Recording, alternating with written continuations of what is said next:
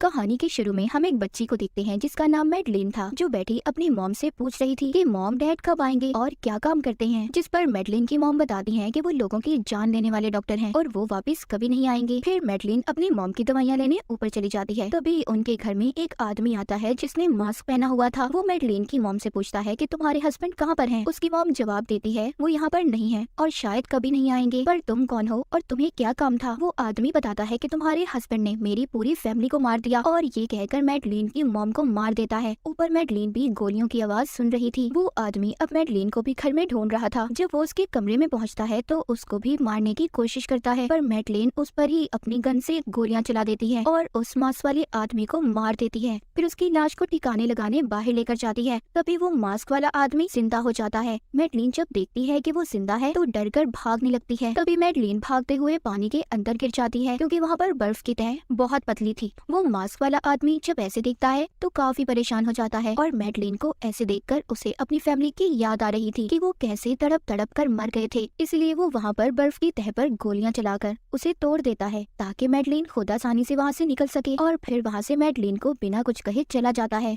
फिर हमें काफी सालों बाद का वक्त दिखाया जाता है। मैडलिन अब बड़ी हो चुकी थी जो एक समंदर में तैर रही थी। फिर हम इस मूवी के मेन कैरेक्टर को देखते हैं जिसका नाम जेम्स बॉन्ड था, जो मैडलिन से कह रहा था कि तुम इतने वक्त से कहाँ पर थी। फिर जेम्स उसको अपने साथ एक होटल में लेकर जाता है जहाँ पर दोनों वक्त गुजारते हैं। यहाँ पर जेम्स कहता है कि मैडलिन, मैं तुम्हें कितने वक्त से जानता हूँ मगर मुझे आज तक तुम्हारी फैमिली के बारे में कुछ भी नहीं पता। तुम कहाँ से आई हो, कौन हो? मैडलिन कहती है मैं तुम्हें सब कुछ बताऊंगी, पर तुम्हें अपनी एक पुरानी दोस्त की कब्र पर जाकर पहले उसे माफ करना होगा और उसके बारे में मुझे एक एक बात बतानी होगी, क्योंकि जिस लड़की के बारे में मैडलिन बात कर रही थी उसने जेम्स को धोखा दिया था। इसी वजह से मैडलिन उसे ये सब करने का कह रही थी। जब जेम्स अपनी दोस्त की कब्र पर जाता है तो उसे वहाँ पर एक सिंबल निशान मिलता है, पर तभी वहाँ एक जोरदार धमाका होता है जिससे जेम्स दूर जाकर गिरता है। उधर ही एक गाड़ी भी थी जो जेम्स को मारने की कोशिश कर रही थी। जेम्स वहाँ से भागता है और उन लोगों से लड़ाई करने लगता है। वो एक आदमी का गला दबाते हुए उससे पूछता है कि तुम्हें किसने बताया मैं यहाँ पर हूँ? वो आदमी कहता है क्या तुम जानते हो जिस लड़की के साथ तुम रहते हो वो उसी आदमी की बेटी है जिसको तुमने बहुत सालों पहले मार दिया था। जेम्स अब बाइक लेकर मैडलिन के पास आता है और कहता है कि उन लोगों को कैसे पता चला कि मैं कब्रिस्तान गया था, और उसके डैड का नाम लेकर पूछता है वो तुम्हारे क्या लगते हैं? मैडलिन उससे कहती है क्या तुम पागल हो? मैं किसी को नहीं जानती और मैं किसी को क्यों कहूंगी कि कोई तुम्हारी जान ले ले। जेम्स को उस पर गुस्सा आ रहा था। वो मैडलिन को लेकर अपने साथ चला जाता है। तभी मैडलिन के फोन पर किसी की कॉल आई थी। जेम्स जब उस कॉल को सुनता है तो वो आदमी कह रहा था कि मैडलिन, तुम्हारे ऊपर तो तुम्हारे डैड नाज कर रहे होंगे। तभी वहाँ पर बहुत से गुंडे जेम्स की गाड़ी पर हमला कर देते हैं, पर जेम्स की गाड़ी बुलेट प्रूफ थी, उस पर गोलियों का कोई असर नहीं होता। वो अपनी नई टेक्नोलॉजी वाली गाड़ी से उन गुंडों पर गोलियां चलाकर हमला कर देता है जिससे काफी लोग मारे जाते हैं। वही मैडलिन को ट्रेन में सवार करता है और कहता है कि हम वापस कभी नहीं मिलेंगे। फिर हम कुछ सालों बाद देखते हैं एक कंपनी पर कुछ गुंडे हमला कर रहे थे जो बायोटेक्निकल वेपन्स हथियार बनाने का काम करती थी। वहाँ पर जो साइंटिस्ट था उसको एक आदमी की कॉल आती है जो कह रहा था कि अगर अपनी जिंदगी चाहते हो तो सब केमिकल्स को लेकर मेरे लोगों के साथ आ जाओ। फिर वो सभी लोग वहाँ से सारे केमिकल्स को लेकर साइंटिस्ट को भी साथ लेकर अपने बॉस के पास ले आए थे। उधर दूसरी तरफ जेम्स अपने एक पुराने दोस्त से मिलता है जो उसको अपने एक साथी से मिलवाता है जो कह रहा था कि जेम्स, हम जानते हैं कि तुमने अपनी कंपनी छोड़ दी है। दरअसल जेम्स उसी कंपनी में काम करता था जहाँ पर कुछ लोग साइंटिस्ट को पकड़कर ले गए थे। वो आदमी कहता है कि मैं जानता हूँ तुमने अपनी कंपनी को छोड़ दिया है, इसीलिए मैं चाहता हूँ तुम हमारा साथ दो, हमें तुम्हारी जरूरत है। वो बताता है कि तुम्हारी कंपनी के साइंटिस्ट को जिन लोगों ने पकड़ा है उन्होंने कंपनी से एक बहुत ही खतरनाक केमिकल को चुरा लिया है जिससे पूरी दुनिया तबाह हो सकती है। तुम्हें हमारा साथ देकर साइंटिस्ट को छुड़वाना होगा जो एक ग्रुप के कब्जे में है और वो दूसरे शहर में है। जेम्स अब अपने अगले मिशन पर निकल जाता है, पर जेम्स इस मिशन पर अकेला नहीं था, उसके साथ एक लड़की थी जो पहले भी इसके साथ काम किया करती थी। अब उस शहर में पहुंचकर जेम्स एक और लड़की से मिलता है जो इसके दोस्त की साथी थी जिसने इसे मिशन पर भेजा था। वो बहुत खूबसूरत थी, इसीलिए जेम्स की बहुत जल्दी उससे दोस्ती हो गई थी। वो मिलकर अब एक पार्टी में जाते हैं जो पार्टी उन आदमियों के लीडर ने दी थी जिनके कब्जे में साइंटिस्ट था। उनका लीडर तो वहाँ पर मौजूद नहीं था, पर उसके आदमियों ने सब पर नजर रखी हुई थी। दरअसल इस ग्रुप का लीडर एजेंट्स के कब्जे में था। अब वहाँ पर जब लीडर को पता चलता है कि जेम्स भी इस पार्टी में है तो साइंटिस्ट को केमिकल हथियार को सब पर चलाने का कहता है क्योंकि साइंटिस्ट उसके कब्जे में था। लीडर चाहता था कि जेम्स तड़प तड़प कर मर जाए, पर ऐसा नहीं होता। साइंटिस्ट पहले ही उस हथियार में डीएनए को बदल देता है क्योंकि उस हथियार में जिस इंसान का भी डीएनए होगा वो केमिकल सिर्फ उस इंसान पर असर करेगा। इसीलिए साइंटिस्ट दूसरे ग्रुप के लोगों का डीएनए डाल देता है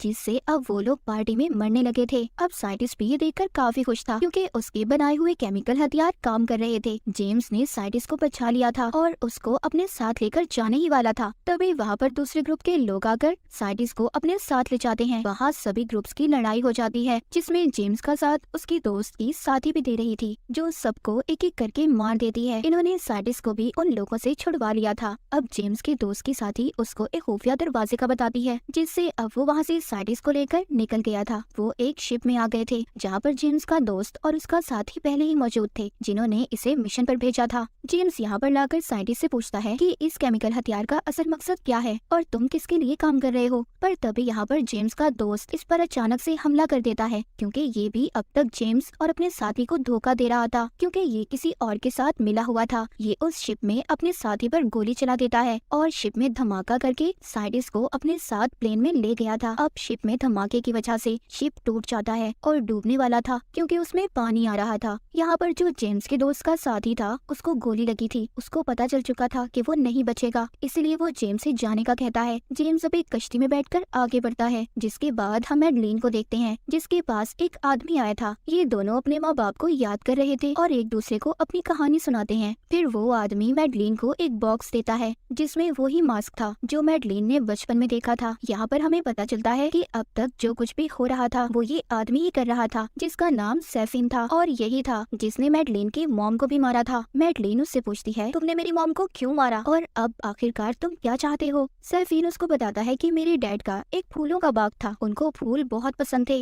लेकिन तुम्हारे डैड ने एक आदमी के कहने पर मेरे डैड को मार दिया और उनसे फूलों का बाग भी छीन लिया। लेकिन तुम जानती हो, तुम्हारे डैड को तो जेम्स ने कब का मार दिया, जो तुम्हारा बहुत अच्छा दोस्त है, जिससे तुम प्यार भी करती हो। अब उस इंसान की बारी है जिसके कहने पर तुम्हारे डैड ने मेरे डैड को मारा था। उस आदमी को तुम मारोगी। मैडलिन सैफिन से कहती है, मैं तुम्हारी बातों का क्यों यकीन करूं और तुम्हारे लिए मैं क्यों काम करूं। सैफिन कहता है कि मैं जानता हूं तुम्हारे लिए अभी भी कोई है जो तुम्हें बहुत प्यारा है। अब मैडलिन उस इंसान को खोना नहीं चाहती थी, इसीलिए सैफिन की बात मान जाती है। वो उसको यहाँ पर एक जहरीला परफ्यूम देता है, जो उस आदमी के जिस्म पर लगाने से वो फौरन मर सकता था। उधर जेम्स अपने एक दोस्त के पास जाता है, जो एक एजेंट था, जो इससे कह रहा था, क्या तुम नहीं जानते थे कि साइंटिस्ट किसी और के लिए काम कर रहा है और आखिरकार तुमने इतने साल उसके साथ काम किया था। जेम्स कहता है, वो बातें अब जरूरी नहीं है, जरूरी ये है कि साइंटिस्ट कहाँ पर है और किसके लिए काम कर रहा है। हमारे लिए सिर्फ यही जरूरी है। उसका दोस्त जो कि एक एजेंट था, उसके कब्जे में वो लीडर था जिसने पहले साइंटिस्ट को अगवा करवाया था। ये जेम्स को उससे मिलने की इजाजत दे देता है, क्योंकि उस आदमी को बहुत गुस्सा आता था और वो थोड़ा सा पागल भी था। इसीलिए वो यहाँ पर एक दिमाग के डॉक्टर को भी बुलवाता है, जो कोई और नहीं बल्कि मैडलिन थी। बहुत सालों के बाद मैडलिन और जेम्स एक दूसरे को देखते हैं। जेम्स उससे हाथ मिलाने के लिए अपना हाथ आगे बढ़ाता है, पर मैडलिन उससे हाथ नहीं मिलाती, क्योंकि उसके हाथ पर जहरीला परफ्यूम लगा हुआ था। ये भी उसी आदमी को मारने आई थी जिससे जेम्स मिलने जा रहा था, और ये वही आदमी था जिसके कहने पर सैफिन के डैड को मैडलिन के डैड ने मारा था। जेल के अंदर जाकर उस आदमी को इनके सामने लाया जाता है। जेम्स यहाँ पर मैडलिन का हाथ पकड़ने की कोशिश कर रहा था, जिससे परफ्यूम जेम्स के हाथ पर भी लग जाता है और मैडलिन घबरा कर वहाँ से चली गई थी। जेम्स अब उस आदमी से साइंटिस्ट के बारे में पूछता है और कहता है, बताओ वो कहाँ पर है, पर वो उसको कुछ नहीं बता रहा था, उल्टा उसके माजी के बारे में बात करके उसे गुस्सा दिलवाने की कोशिश कर रहा था, ताकि वो यहाँ पर गुस्से में उस पर हाथ उठाए, जिससे उसे इस बात की सजा मिलेगी। जेम्स ऐसा ही करता है, उस आदमी का गला पकड़ लेता है। वो आदमी जेम्स से कहता है कि तुम एक बहुत ही खुदगर्ज इंसान हो, तुम मैडलिन के नहीं हो सकी तो किसी और की क्या होगी। जिस बात पर तुमने उसे छोड़ा था, सारा प्लान मेरा था।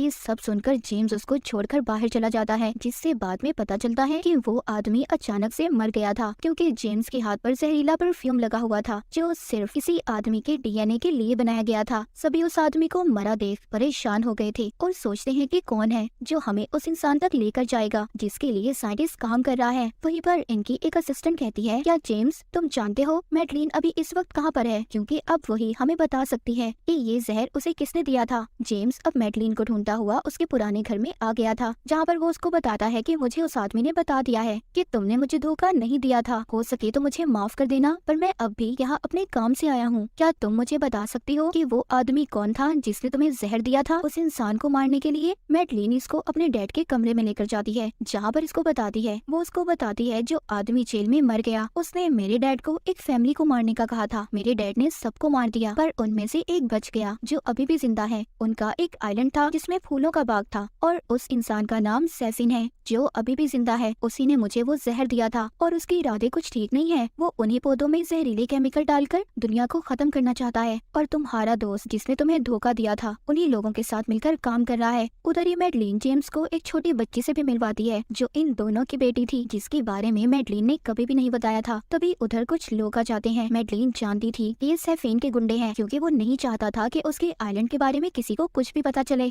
जेम्स अपनी बेटी और मैडलिन को लेकर वहाँ से भागता है, पर वो लोग इन पर हमला कर रहे थे। अब जेम्स जंगल की तरफ आ गया था। मैडलिन और अपनी बेटी को एक झोपड़ी में बिठाकर खुद उन लोगों से लड़ने चला जाता है। ये एक के बाद एक उन लोगों को मार रहा था। तभी इस लड़ाई का फायदा उठाकर सैफीन वहाँ से मैडलिन और उसकी बेटी को अपनी हेलीकॉप्टर में बिठाकर ले जाता है। ये मैडलिन को अपना एक बाग दिखाता है जिससे दुनिया की आबादी को रोकने वाला था। वो अपनी फैमिली का बदला मैडलिन से ले रहा था। उसकी बेटी को उससे अलग कर देता है। यहाँ पर आइलैंड पर जेम्स और उसकी एक साथी भी पहुँच गए थे, जिनके साथ जीपीएस लगा हुआ था। वहाँ पर आते ही जेम्स और उसकी साथी साइंटिस्ट को बंदी बना लेते हैं, पर यहाँ पर एक स्पीकर के जरिए सैफीन उससे बात करता है। जेम्स, कितनी अजीब बात है ना, मेरे पास तुम्हारी 2 अमानतें हैं, क्यों ना हम बैठकर बात कर लें। अब जेम्स अपनी साथी के हवाले साइंटिस्ट को करता है और खुद सैफीन से बात करने जाता है। सैफीन के पास जेम्स की बेटी थी। वो उससे कहता है, देखो मैं खून खराबा नहीं चाहता और तुम आराम से मेरे आदमी को मेरे हवाले कर दो। अपनी फैमिली को लेकर चुपचाप यहाँ से चले जाओ। और हाँ, अगर तुमने मेरे जहरीले पौधों को खराब करने की कोशिश की तो अच्छा नहीं होगा। मैं तुम्हें ऐसी मौत मारूंगा कि तुम सोच भी नहीं सकते। ये सुनकर जेम्स को बहुत गुस्सा आ गया था। वो सैफीन पर हमला कर देता है, पर वो एक अंडरग्राउंड रास्ते से गायब हो गया था। अब खैर जेम्स किसी तरह मैडलिन और अपनी बेटी को ढूंढ लेता है। उधर साइंटिस्ट को भी जेम्स की साथी केमिकल वाले पानी में गिराकर मार देती है। उधर जेम्स को उसका एजेंट दोस्त बताता है कुछ हेलीकॉप्टर उस आइलैंड की तरफ आ रहे हैं उन जहरीले पौधों को लेने। तुम्हें जल्दी उन्हें खत्म करना होगा। जेम्स मैडलिन और अपनी बेटी को अपनी साथी के हवाले करता है, जो उन्हें यहाँ से ले जाती है और उस आइलैंड पर मिसाइल से हमला करवाने का कहता है ताकि उस आइलैंड को तबाह कर सके। लेकिन जब सैफीन को ये बात पता चलती है तो वो बड़े बड़े डोम से उन्हें सील्ड बंद कर देता है ताकि मिसाइल्स अंदर ना आ सकें, पर जेम्स उन्हें हटा देता है। अब यहाँ पर सैफीन और जेम्स की लड़ाई हो जाती है, जिसमें सैफीन तो मारा गया था, पर मरते मरते वो एक जहरीली दवा जेम्स के जिस्म पर लगा देता है, जो ऐसा जहर था कि जेम्स जिसको भी हाथ लगाएगा उस इंसान की मौत हो जाएगी। जेम्स का दोस्त उसको बताता है कि इस जहर का कोई एंटीडोट, कोई तोड़ नहीं है। अब वो वक्त आ गया था। जेम्स मरने ही वाला था। मरने से पहले वो मैडलिन से बात करता है और उसे बताता है कि वो उससे बहुत प्यार करता था। जिसके बाद आसमान की तरफ अपना चेहरा करके खड़ा हो जाता है। वो मिसाइल्स के आते ही उन जहरीले पौधों के साथ मारा गया था। ये देखकर सब बहुत दुखी हो गए थे। मैडलिन भी बहुत रो रही थी।